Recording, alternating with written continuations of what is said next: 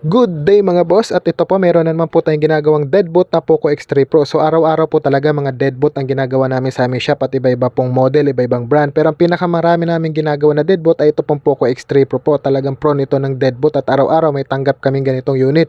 So ang solution po nito ay rebolling CPU and RAM lang po. Hanggat hindi po palyadong CPU and RAM ay 100% mabubuhay po yan. Pero kung palyado na halimbawa yung RAM, kailangan lang po palitan. Basta ang RAM, pag nagpalya, pwede po yung palitan. Wag lang po ang CPU talaga ang masira. So wala pong ibang solution nito kundi rebolling lang po talaga.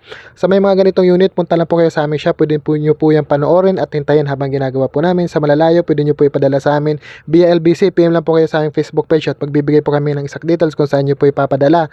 At ang aming mga tutorial naman po ay naka-upload sa aming YouTube channel. Panoorin nyo na lang po kung paano namin binubuhay ang mga ganitong deadbolt po. So mayroon po kaming complete tutorial dyan. I-follow nyo lang po kami sa aming YouTube channel na Gadget Site. Yun lang. Thank you and good day!